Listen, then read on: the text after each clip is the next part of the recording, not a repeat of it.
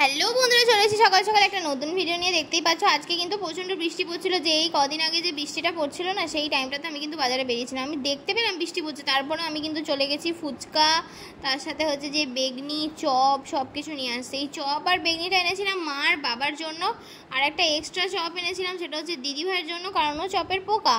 আর আমার আর দিদিভাইয়ের জন্য এনেছিলাম স্পেশাল করে হচ্ছে ফুচকা, কারণ অনেকদিন ধরে ফুচকা খাওয়া হয়নি। আর একটাই প্রবলেম হয়েছিল, সেই প্রবলেমটা হচ্ছে কি যে মা তেঁতুল জলটাকে বুঝতে পারেনি, আর ওখানে তখন ওটা ফুটো হয়ে গেছিলো, আর ওখান দিয়ে তো টেবিলের মধ্যে জলও পড়ে গেছিলো। তারপরে হচ্ছে যে মায়ের জন্য এখানে তো বেগনি এনেছিলাম, মা বলেছিল দুটো বেগনি খাই, ঠিক আছে। আর এখানে ছিল চপের পুরটা। একটাই প্রবলেম ছিল সেদিন, যে আমি যার কাছ থেকে ফুচকা অ্যাকচুয়ালি খাই, একটা কাকু আছে, তো সেই কাকুটা আসেনি। আর মায়ের ভাগ ছিল কিন্তু দুটো ফুচকার। মা কিন্তু ফুচকা আসার সাথে সাথে একটা শুকনো ফুচকা খেয়ে ফেলে। আর এখানে সেজন্য আমরা বকাঝকা করছিলাম, মা হাসছে না কাশছে, কিন্তু আমরা বুঝতে পারবে না, কিন্তু মা অ্যাকচুয়ালি কিন্তু হাসছে, ঠিক আছে। তো দিদিভাই বলছিল যে আমার মা মানে হচ্ছে কি, যখন কোনো খাবার আনা হবে তার আগে মা বলবে যে ঠিক আছে চলো, আমি একটাও নেবো না সেখান থেকে, আমার আজকে মুডই নেই খাওয়ার। তারপর যখন আমরা নিয়ে আসবো তখন মা ঠিক দুটো ফুচকা হেঁটে চলে আসবে। মা বলছে আমার দুটো ভাগ ছিল, আমি দুটো ফুচকা খেয়েছি, কিন্তু মা ভাগের বেশি খাওয়ার চেষ্টা করছিল। আমরা সেটা বুঝতে পারি, ইনফ্যাক্ট মা বেগনি খাবো বলে চপ খেয়ে ফেলেছিল। এটাই হচ্ছে আজকের অনেক মজার একটা ব্যাপার। এটা শুনে এখন মজা লাগছে না, কিন্তু যখন সিচুয়েশনটা অ্যাকচুয়ালি ঘটছিল তখন তো আমাদের অনেক বেশি মজা হচ্ছিল। যেহেতু এই ফুচকাটা ছিল নিরামিষ, আর আমার নিরামিষ ফুচকা খেতে একদমই ভালো লাগে না, তাই জন্য দিদিভাইকে বলেছিলাম ছোট্ট ছোট্ট করে পেঁয়াজ কাটতে। দেখতেই পাচ্ছ দিদিভাই কত ছোট করে পেঁয়াজ কেটেছে, যে একবারে আলু টুকরো।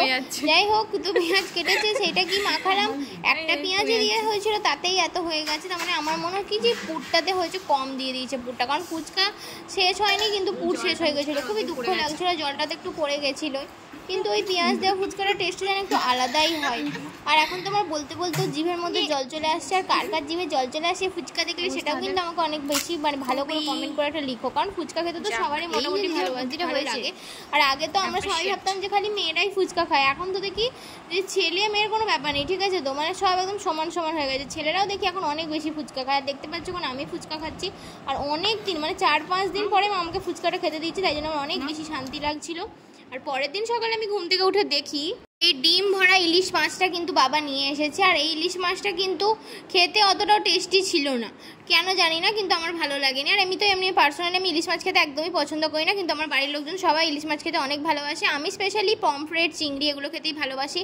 আর ওয়েদারটা ছিল দেখছো কিন্তু অনেক ভিজে একটা ওয়েদার, অনেক বৃষ্টি পড়ছিল, কিন্তু তাও আমি কিন্তু সোশ্যালে যাওয়া বন্ধ করিনি, কারণ আমার যাওয়ার কথা ছিল 2 দিন সোশ্যালে। তো আমি একদিন গেছিলাম, তো আমি যখন গেছিলাম তখন কিছুই শুরু হয়নি। দেখতেই পাচ্ছ 6:30 7টা। অ্যাকচুয়ালি যে সমস্ত গেস্টদের আসার কথা ছিল তারা সবাই ওই 1টা 12:30 করে উঠেছে। সেখানে তো আমার থাকা বিলাসিতা মাত্র, আমি 10টা পর্যন্ত ছিলাম। আর তাও আমাকে 10টার সময় বাবা আনতে গেছিলো, বাবার দিদিভাই মিলে। এখানে আমি সৌম্যকে নিয়ে গেছিলাম, আর ওখান থেকে সাম্মার আসার কথা ছিল, তো সাম্মা একটু লেট করে। তো তারপরে আমি এখানে বসেছিলাম, আর এখানে দেখতে পাচ্ছ প্রোগ্রাম স্টার্ট হয়ে গেছে। এগুলো তো নর্মাল প্রোগ্রাম, মানে হচ্ছে স্টুডেন্টরা করছিল। আর দেখতে পাচ্ছ খুবই কম জল পড়ছে, একদম ভেসে যাচ্ছিলাম আমরা এখানে সবাই, অ্যাকচুয়ালি ভেসে যাচ্ছিলাম চেয়ার ফেয়ার দিয়ে। ইনফ্যাক্ট একটা ছেলে বসে গল্প করছিল আর একটা ছেলের সাথে, তার আবার একটা জুতোও ভেসে চলে গেছে, এতটাই জল দিয়েছে। তো যাই হোক, এই প্রোগ্রামগুলো দেখার পরে আমার মনে একটু আশা ছিল যে 9:30 10টা করে অ্যাটলিস্ট স্নিগ্ধজিৎ আসার কথা ছিল। তো স্নিগ্ধজিৎ নিশ্চয়ই 8:30 মানে 9টা না হলেও 9:30টায় উঠবে, আমি আধ ঘন্টা হলেও দেখতে পাবো। তো দেখতেই পাচ্ছ পাশে কত জল। তো লিটারালি আসা ছেড়ে দিয়ে সৌম্য বাড়ি চলে যায়, আর আমাকেও বাড়ি চলে আসতে হয়। বাড়ি চলে আসার আগে কিন্তু আমি মনে করে মোমোটা নিয়েছিলাম। মোমোটা কিন্তু অনেক টেস্টি ছিল, মোমোটা খেতে কিন্তু সত্যিই ভালো ছিল। আর সবথেকে বড় কথা, মোমোটার স্যুপটাও কিন্তু খেতে অসাধারণ ছিল।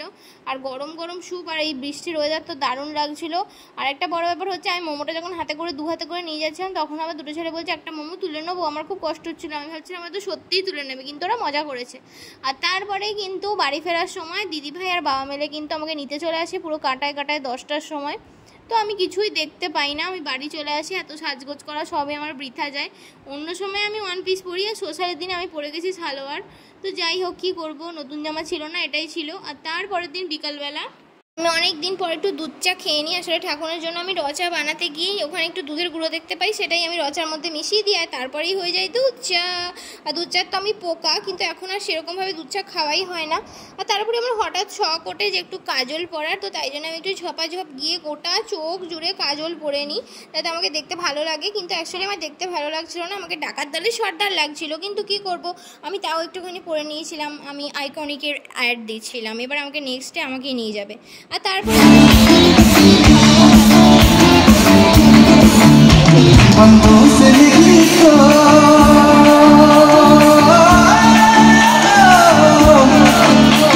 अल्लाह से डरेगी,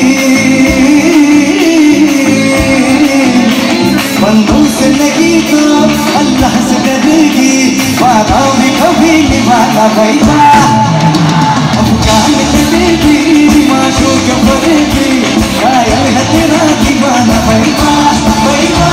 बंदूक दिखा दिखा के क्या प्यार करेगी, चेहरा भी कभी दिखाना भैया भैया। अफगान चलेगी माशों के पड़ेगी, कायल है तेरा दीवाना भैया भैया। बंदूक दिखा के क्या प्यार करेगी, चेहरा भी कभी दिखाना भैया।